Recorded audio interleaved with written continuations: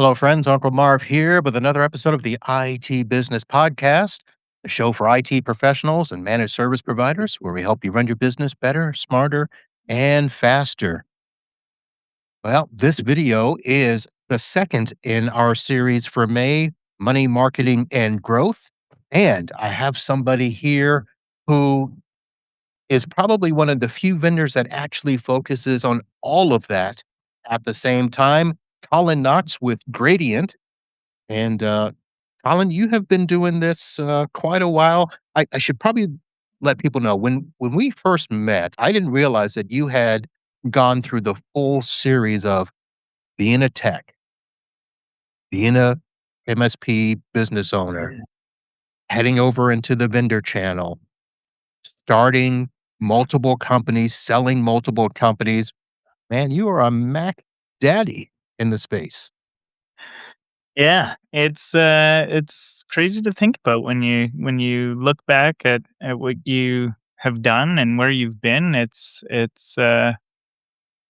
pretty impressive sometimes to yourself and a bit humbling. But kind of like Bill Gates said, most people will grossly overestimate what they can accomplish in 1 year and underestimate what they could do in 10 years. And yeah, went from founding to exit in 2 businesses, over the course of 10 years, and I never would have believed that that would have been possible, and, yeah, into the next venture now and, kinda continuing on, so it's fun. I enjoy it. All right. So let's kind of get into this.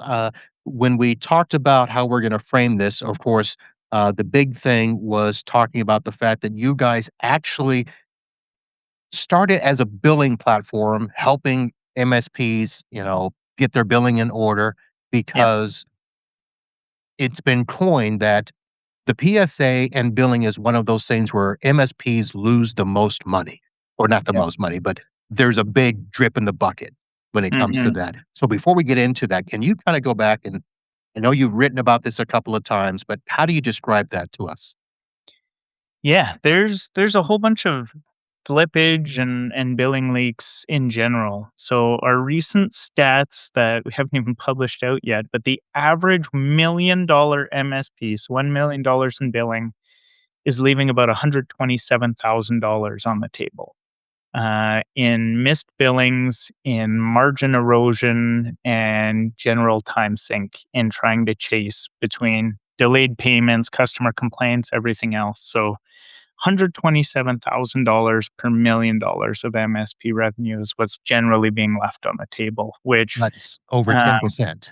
yeah, which is kind of crazy. So our typical, research and data had shown anywhere between 5 to 8, sometimes up to 10% in missed billings, and that's just, you've deployed.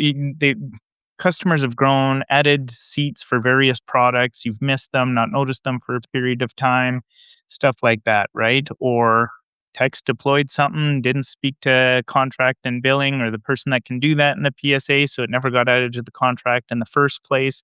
And you've been donating entire services and products to your customers for God knows how long. So between that and what we just call margin erosion is where this really adds up. So you have your various vendors that reach out and say, hey, here's your 3, 6, 9 month warning that your price is going up and we're increasing it by 5%, 8%, 13%. And you kind of take it on the chin and you know what, forget about it because that notice came out in maybe October and your bill changes starting January. You didn't think about it. And how long does that go before you actually reconcile the cost of what you're paying versus what you think you're paying and what you're charging your customers? And so the service that you thought you were making, 30, 40% margin on because of your markup, if you're not adjusting that fairly frequently with the cost increases that come from your vendors, most notably Microsoft, that, you know, 20, 30, 40% quickly starts to dwindle down and down and down until you aren't really making any money on it. So, yeah, it all adds up. It's a pain in the butt to stay on top of. It's something there's nothing sexy about it. There's nothing fun about it. but it's a major crux in this industry. And so, something that we sought out to solve 5 years ago now and have made major headway on to ease that for MSPs. Let me ask this question because I don't know honestly if anybody else is doing it. So I knew I would go through a point in time where I would, raise my prices every year based on I didn't put a fixed percentage in my agreement. I'm like, look, prices go up, I'll figure it out because sometimes they go up 3%, sometimes they go up 8%. Some vendors, I mean, 30% increase sometimes, which first of all is ridiculous in my mind. But I actually am at the point now where I will raise my prices when my vendor raises my prices. Yeah. And I let my customers know costs have gone up. I'm not going to wait till the end of the year and eat that margin. Do you know of a lot of MSPs doing that or So any? not a lot of them do it, right? I think there's Mm, a lot of them should be doing at least the annual increase. Let's face it, there's a cost of inflation. Chances are you're giving your employees more salary to do things. Your rent of your office space is probably going up, your cost of utilities, your cost of supplies, and then obviously the your cost on what you're reselling is going up. So at least on an annual basis, you need to be keeping up with that. Because that's why every other software vendor is doing it. I think it's amazingly intelligent to be have that built into your agreements and into your MSA where if your costs go up by, at least X percent as a threshold, maybe it's, 3 or 5% higher, then you will pass that along. I think what comes into play for a lot of MSPs that's challenging is when they come in with this all in pricing, right? And they say you get all of these things for this price. Well, now when one or two of those bits or pieces or line items has a cost increase, how do you break that out? How do Right. you switch that up, right? And so that becomes a challenge in a consumption world because you now have a harder time justifying what that cost increase is, and there's a good chance maybe you built in a lot of margin and buffer in the total package offering, but even that's going to start to erode over time with those changes. I think if nothing else, the number one vendor that you must be on top of with cost increases and price increases that are passed through is Microsoft. When you've got so many varying renewal dates and terms and subscriptions, even across the same client, sometimes have multiple subscriptions with different dates and renewals. And let's face it, you've got a new price or a higher price rather every single renewal that comes in. Like that is just what happens. So if you aren't passing that along, you are literally donating money to your customers on that case. So those ones absolutely need to be caught up. Right. Now, you just said something. I'm going to go in a different direction. I remember you did a post. I don't remember where it was, but it was somewhere at the beginning of this year where you talked about Microsoft retirement softwares was a revenue opportunity. Do you remember that post? Yeah, so that's where I was, so it wasn't my post, that was an industry media outlet did an Okay. article talking about retirement of things, and it is. So if you have time to pay attention and look at the quarterly earnings calls, major press releases and stuff of the large software companies like Microsoft and Salesforce and all these other massive software platform businesses that have channel programs and partner programs, they talk a lot about what their partner multiplier number is.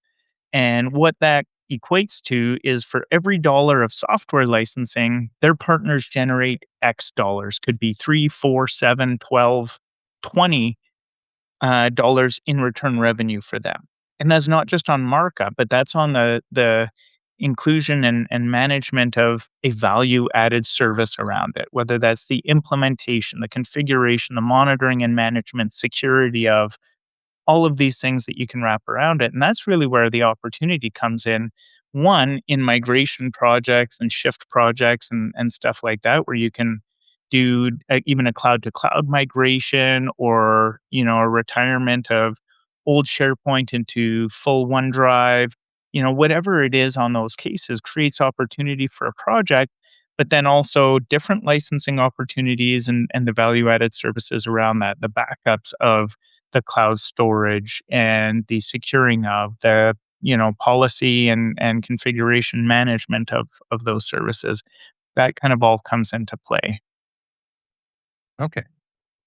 Sorry I attributed to you, but Oh, you'll good. take a little bit of I that was credit. quoted in it, so that's probably where it came from. Okay. Mhm. Let's go back because we were trying to remember if we had done a show since January of last year when you came out with MBR Yeah. and this managed billing reconciliation. Did I get it right? Yeah. Um, Exactly that. so that ties into what we started out with the fact that you know we're losing money by not keeping an eye on every little thing from every little product that Yeah. we are tying into our services. So, tell me how MBR helps fix that. Yeah. I mean, best way to put it is kind of easing of something for you and helping you get something done and then doing it for you. So the software that we built for the billing side of things really simplified and accelerated how quickly you could get this reconciliation work done of making sure that you're billing every customer for the right number of seats of the right products, everything else. There are still MSPs, even with that software, that are saying either one, I just don't have time for this, right? I would love to use the software and spend that time still every month reviewing the data that's been collected for me, reviewing the contrasts and differences that have already been compared for me, and approving it so that it writes it to the PSA for me. But still, that time of coming in, looking, reviewing, thinking, acting, all of that stuff is just more than they have time for. And so they still weren't getting billing done. MBR, our team will do it for you. We will get the access that we need from you for certain partner portals if required. We'll use the software on your behalf. Anything that's anomalous that seems very out of the ordinary, we will fact check with you to make sure that technician didn't do something on the wrong account or wrong client or whatever else it is. But we'll just do that work for you so that come billing day, you're clicking generate my invoices out of your PSA, punting it over to QuickBooks or Xero or whatever you use, and those are going out the door. And you're confident that you are not donating money to your customers, or worse, going to get a phone call from them saying you billed us wrong for too many seats, which erodes the trust, right? There's also MSPs, even at larger scale, that are just like, I've got 3 to 4 people that are spending 1 to 2 weeks of their time doing this task every month because it's discombobulated, it's not coordinated, it's kind of still a big mess, even with the software at their size and scale. And they would rather that the people that they're paying major wages to are going to more productive events in the business, right? Watching their finances, doing their budgeting, doing the forecasting, planning their investments, doing everything else around what they need to as a finance team. So, yeah, we do stuff from, a wide spectrum of MSPs now on the MBR side. I want to say that we're doing well in excess of 300 million a year of reconciliation for MSPs, probably closer to half a billion that our team is managing for MSPs today. So it's been a really hot thing. I mean, the biggest thing I'd equate it to is the very similar sounding MDR, right? You had EDR into MDR, where, hey, you've got the endpoint protection software, it's out there. You can be monitoring it, you can be reacting to it, making sure that when you detect something, you're taking an action and doing it, or you can let the MDR provider deploy the EDR solution, monitor it, manage it, respond to it, and remediate. That's pretty much what we do for the billing side of things. And just for full disclosure, folks, I'm not using Gradient. I'm right on that edge where I look at how much time I spend in invoicing. Now, some of that I have offloaded. I have Hmm. my admin that can get everything ready. I just review it. And I'm probably close to where I would use this. Now, on your website, kudos to you. You guys have your pricing on there. I like that. Yeah. And you've got 3 levels. I don't think you had 3 the last time we talked. or did you? So we've got different tiers based on how large the MSP is, Right. which really just comes down to how many customers are you billing on a monthly basis. So yeah, we actually used to have 5 tiers, of sizes. We recently condensed that, actually just at the start of April to 3. Okay.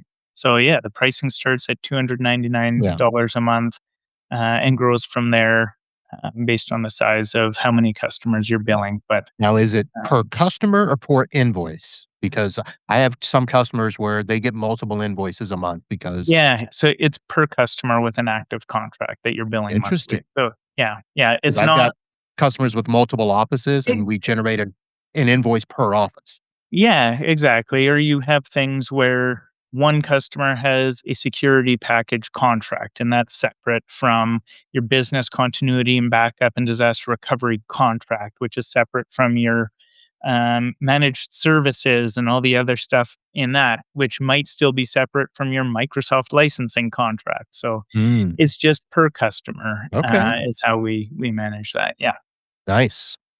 yeah, Okay. So that's a little bit of the money side. We might get back to it a little bit later, but I also want to talk about the marketing side. I talked about the fact that you're one of the few vendors that kind of tackle all three.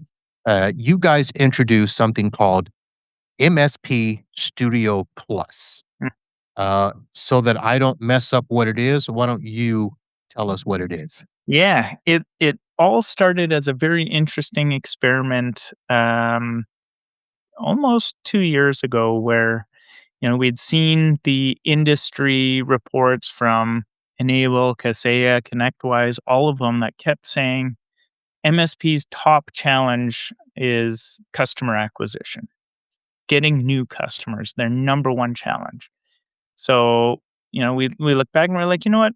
Marketing seems to be somewhere where we could help MSPs because it's something that falls by the wayside. And let's face it, I was an MSP before, did not have a creative bone in my body, didn't have what are we gonna do? What's the design? What are the campaigns? So we actually created a couple marketing toolkits or campaigns that we were using candidly as lead magnets to try to deliver some top of funnel leads for Gradient.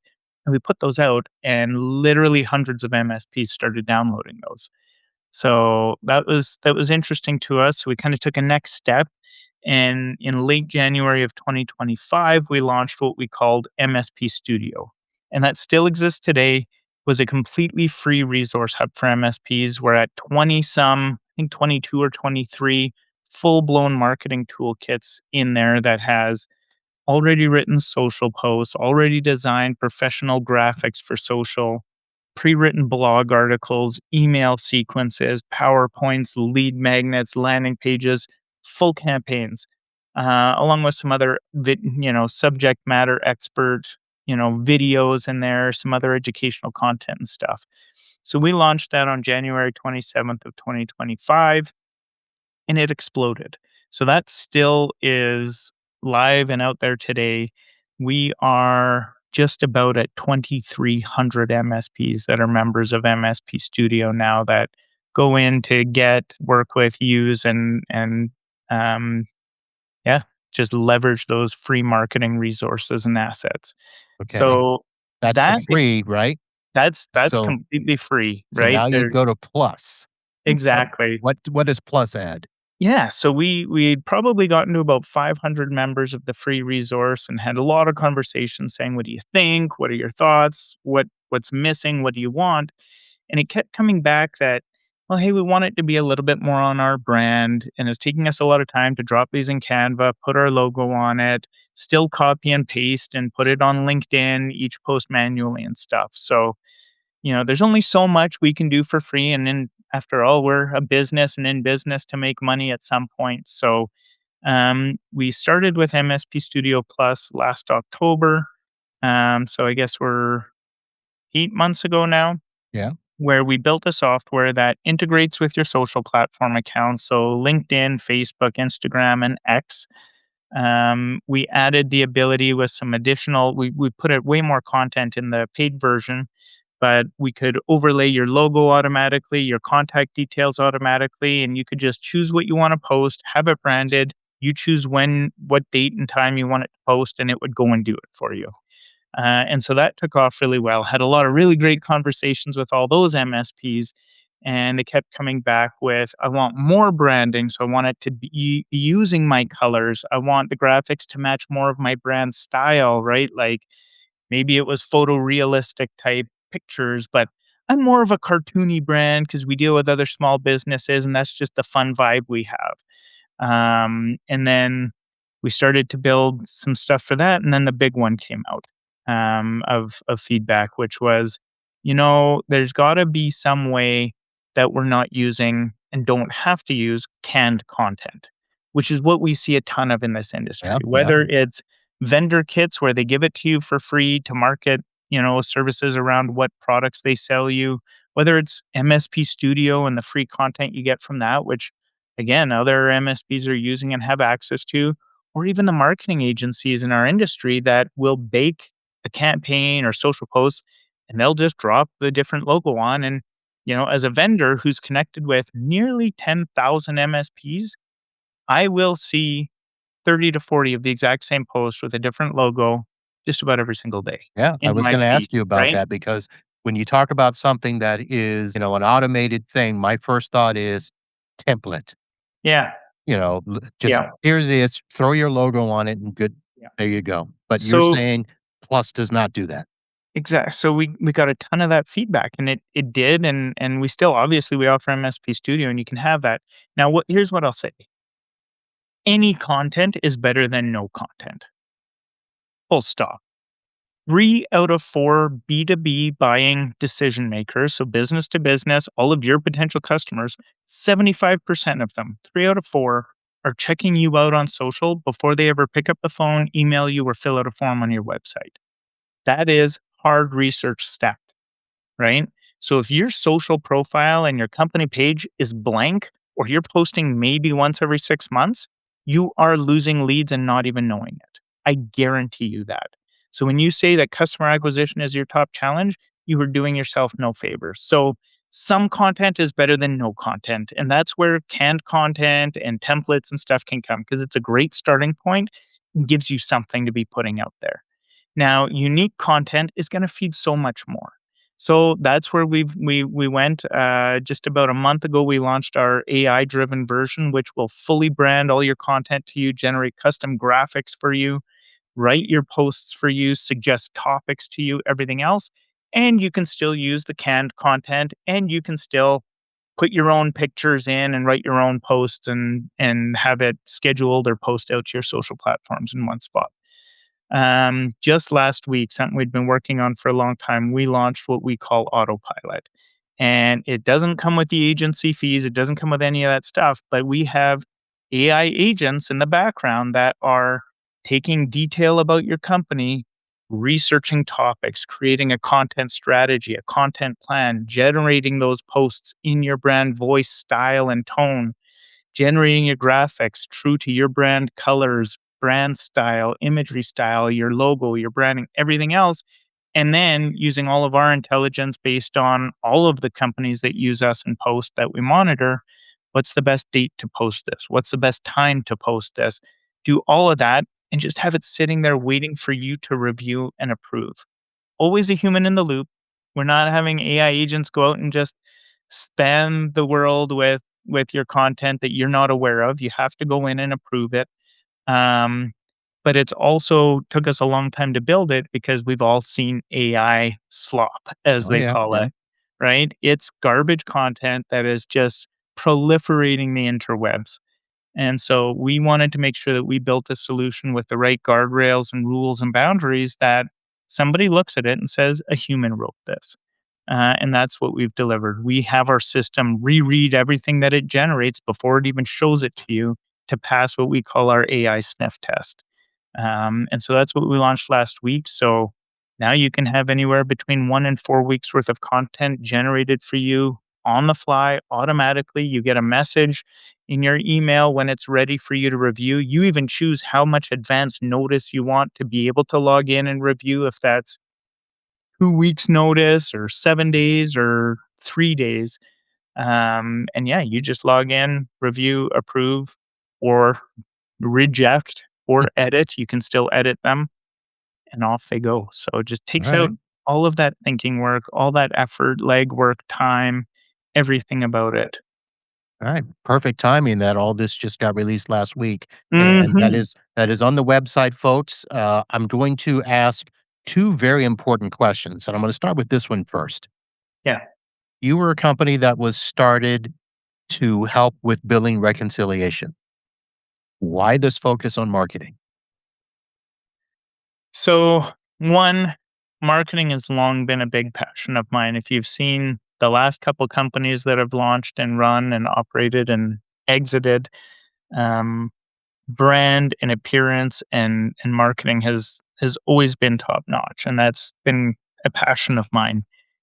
Second, our mission in general with Gradient, like when we exited and sold Passportal and we were done with that business, we said to ourselves that we wouldn't get into another business unless we could find ways that truly help MSPs.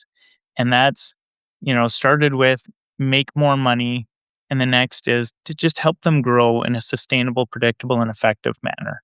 And if we can't do that, then we're not going to do, if something we're going to build doesn't contribute to that, we're not going to do it. Because everybody says your success is our success. Look at all this revenue opportunity and everything else. No, we want to hard tax find you money, right? Whether that's with unbilled services that you're already delivering and paying for, whether that's protecting your margins and margin tracking and erosion and margin protection, or again, helping you grow. So, the fun thing about being in control of a company that, yes, we're venture funded, I still control the business. So we can do whatever we want. And when we saw this and we heard the writing on the wall from the industry reports, when we launched our first experiments with this, and hundreds upon hundreds of MSPs are flocking to it, now thousands of MSPs have flocked to it. Well, come on. Clearly, that's the industry telling us that this is something that they want, right? And we figured as a high tech innovative company, who better to try to solve that than us? And I know I'm biased, but arguably one of the best looking brands in the industry. All right. So that's why we hopped in there, right? Is Okay. really help the MSP grow and answer to the problems that they have that isn't how much more can I automate on the front end? How much, more efficient can I make our technicians? How many more products can I give you to sell? It's not about that. It's about making more money with what you have and helping in the back office side of things that often gets forgotten. All right. Speaking of selling, again, prices on the website. This this next question is going to be a little multifaceted because at 199, that's what you're offering. Yeah. And I'm going to ask it this way. I'm going to have some other big players on this month and talk about, money in marketing where you've got to spend thousands and thousands of dollars, blah, blah, blah.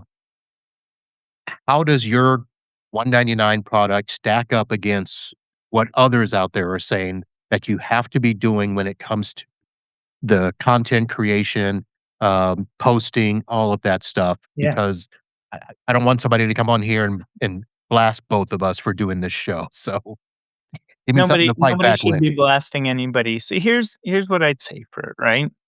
I have seen we did a lot of research on the category social marketing, social media marketing category in specific. Okay. We did a lot of research and a lot of, we'll call it competitive analysis. The lowest price that we saw for social media marketing in a managed state was $400 per month.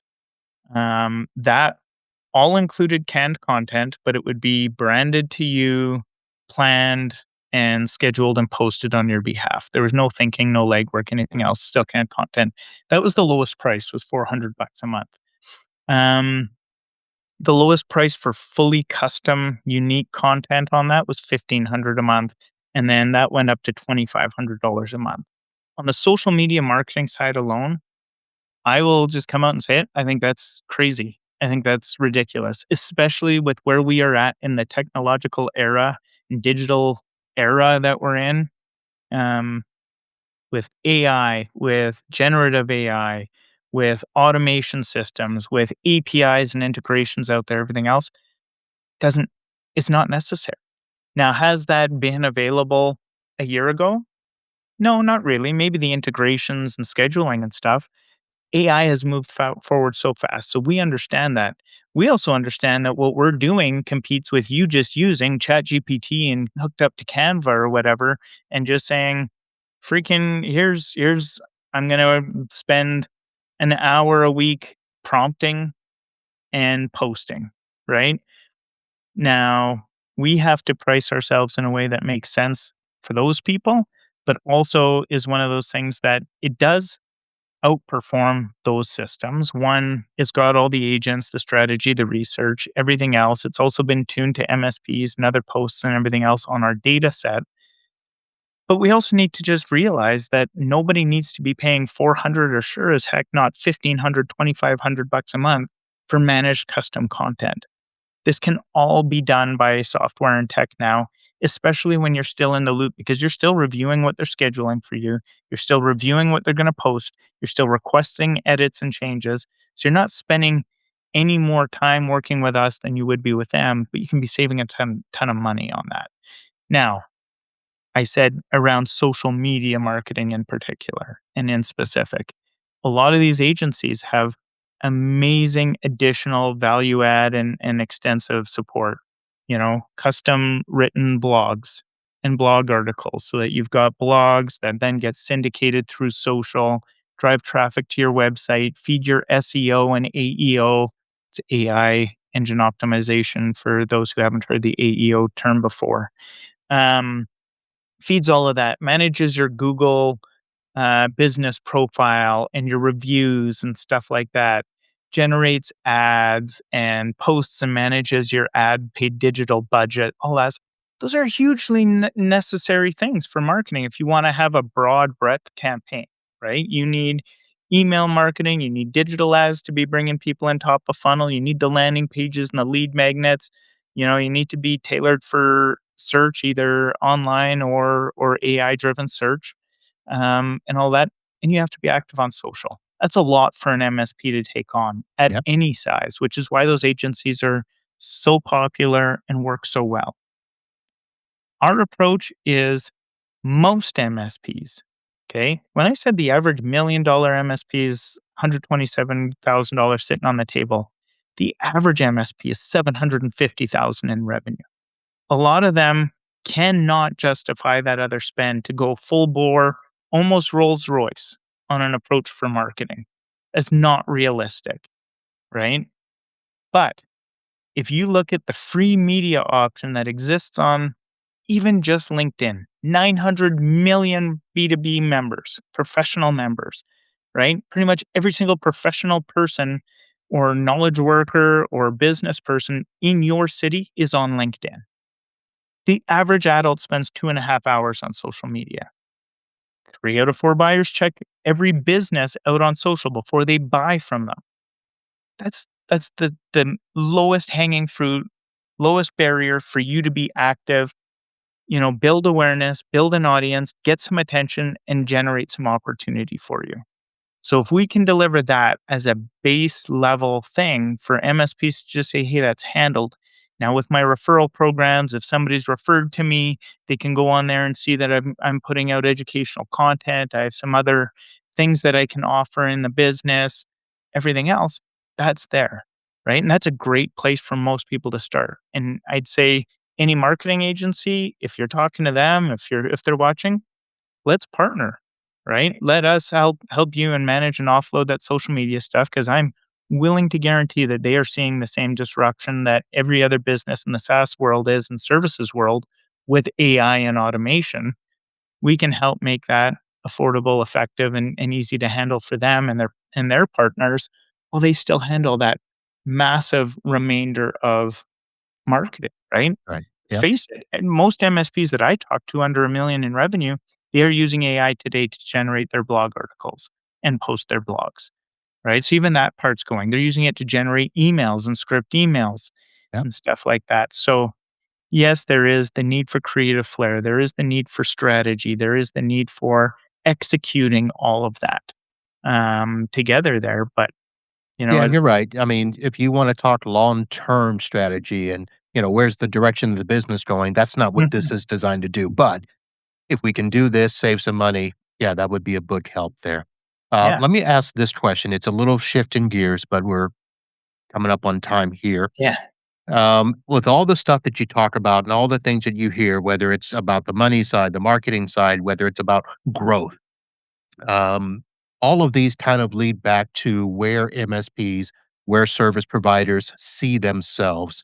So a lot of people are still going to look at this and be like, that's not going to work, or, that's not for me, or whatever the thing they say is. But a lot of us have I think you said it at the beginning, we think a lot larger of ourselves than we really are, right? Mhm. So my question to you is, in your opinion, what is the most common lie that we as service providers are telling ourselves about our business? Hmm. Um, a few come to mind. I would say the biggest one is telling ourselves that we are going to grow this year and or outgrow last year, but without having a plan to do so. Or a strategy to make that happen. I mean, the definition of insanity is doing the same thing and expecting a different result. And I'd say that's what 9 out of 10 MSPs do today is say, I want to hit the $1,000,000 milestone or $2,000,000 milestone. I'm going to hit it. To do that, I need to add 5 customers at an average of this and everything else, but they don't kind of keep going past that. Well, what do I have to do to be at the table giving enough proposals to customers at potential customers at my close rates to get that? And what do I have to do before that to get myself in that many meeting rooms? And what do I have to do to get myself enough people to engage with me to right? Like so I'd say that's the top lie is and most common lie that they think that they are going to and they tell themselves they're going to grow unlike they did last year but without having a plan or without having to do anything different than they did, before, and I think that's the biggest thing. Okay. Um, I think one of the other common ones is that the business is doing good enough or that the business is doing fine. Good enough doesn't get you to where you want to be, right? Good enough doesn't give you the exit result that you anticipated having when you started that business or the, you know, disposable income available. So I think it's getting more prudent with operations, especially coming into summertime here. We're nearly halfway through the year now. Hard to believe, right? Because it feels like the clock just struck midnight on 2026 2 days ago. But we're halfway through the year now. And that's a reality that hits really quick Yeah. is what have you done this year to tune your business to be more profitable and more tuned and optimized for that? What have you done to actually grow the business and acquire new customers? You know, how active have you been on social? How much outbound calling has been done? Has any direct mail been done? Email marketing, blogging, you know, Have podcasting. you been out in your community to go see your Yeah, prospects where they are? yeah, That's my thing this year, getting out. yeah. We It's we getting spent out there. from It's 2020 to 2025 staying in and doing remote work. We're not actually out seeing customers and prospects, so that's my uh, thing. attention is everything, right? It is the currency. If you don't have attention, you're invisible and you don't Wait a exist to minute. people. Did you take that from Gary Vee? I don't think so, but It's one maybe. of his comments. It's absolutely the truth. Yeah. So another I know we're running on time, but another quick stat. Um, so what we heard forever was that it took 7 to 12 touches for a potential customer to engage with you before, right? Sending them emails, sending a letter, door knocking, doing whatever, 7 to 12 to get them to engaging and then win a deal. That number is now 27 to 32 or 20, it's almost 30 on Yeah. average, digital touches or touches that you need to have. So if you aren't out at the networking events and seeing them, if you're not email nurturing and sending them pop-ups there, if you're not popping up on their LinkedIn feed and providing value to them in all these ways that you can easily touch people, you are not going to win those deals. So it's being out there, it's being active, being visible is the number one thing that you can do. Huh? All right. I have another question that I've been holding in my head, trying to figure out how to ask this. I'm just going to ask you because we're going to run out of time because you you set a number, the average MSP 750K. Yeah. That's not what I've been hearing out there, and maybe that's because people lie. Uh, but because you've been talking to them and you've got a lot of people doing your stuff, what have you seen? Because that's considered a small MSP still. Yeah. And everybody's talking about the large MSPs where you've got to be focused on the 5 and 10 mil and stuff. Yeah. But what are the smaller MSPs doing that the larger MSPs have kind of forgotten how to do? Because a lot of those 750,000 are they're profitable, they're good businesses. They're just Mhm. being told that they're not by the big boys, but yet they're thriving. Yeah. I think in Sorry, in I was any that was an unscripted I question, mean, so I've got questions. I'm like, what number are you hearing as the average? Um, well, everybody's talking about now you've gotta be at 1.5 to 2 just to start to get going. yeah. I mean, they say product market fit or you figured shit out. Don't know if I can say that on your show. You sure can. I'm By a censored. million in revenue, right? Mhm. That's kind of that milestone. But Right. the reality is there's that average that the the most commonly occurring revenue number is 750K. So that's based on over 2,400 MSPs that we are tracking and managing and reconciling their revenue and billings for. So it is as straight from sources as could be. Um, Here's the thing, regardless of whatever situation you're in or where you are on the spectrum of revenue, people, maturity, whatever, there's a million different ways to frame your position, perspective, and situation to your advantage. Right. So I've got a really great friend now who lives here in Calgary. We actually competed as MSPs for a while. I had a larger one, established big office with the network operations center and all the TVs and everything else. And we laughed because he actually framed it very well in competition against us. We bragged about the maturity and the team that was always there and the skill level and everything else. He did the hey, we're not wasting money on office space. We're more intimate knowledge. We're working from your office. So whether we're working on your business or not, we're there and available to you. Right? There's the more personal touch. There's the knowing the face that's answering your ticket. So if you're on the smaller size, hey, that's amazing. You generally have less turnover. So how often says your technician or how many tickets a month is the same technician from that large company doing your support versus somebody that knows your business intimately, is a familiar face, a familiar name, knows your employees by name and everything else, right? That's an amazing way to frame it because in this world, experience is everything when you have a customer. And there are customers, and the average consumer will spend up to 30% more, I think it is on average, for what they believe will be a better experience. Not a better service, a better experience. Um, so yeah, I feel like if you're smaller, sell on that experience, sell on the personalized touch, the knowing who it is, having access to you as the owner, the ability to respond quicker and do all these things. If you are on the larger side and you're selling against that, you've got points of scale, failover, maturity, the probably higher belief and confidence that you could operate as a virtual CIO when it comes to IT budgeting, IT strategy, roadmap, Right. compliance, all of those things, right? So I think that's the difference point is they'll sell on the larger companies will sell on a more professional service. And I don't mean any disrespect or anything by that. That's just how they Okay. will sell. Yep. Whereas there is something very boutique and very attractive about a smaller firm that is more familiar and comfortable. And like every customer really only cares about themselves, right? I want to know that I'm going to get a quick response. I'm going to get a fast solution and it's going to be good service. Right. There's different ways to frame that from both sides. And I think Yeah. that's all it comes down to. And your framing changes over time as you grow. So, Yep. Very nice. Hey, there's room in this world for both. So, absolutely.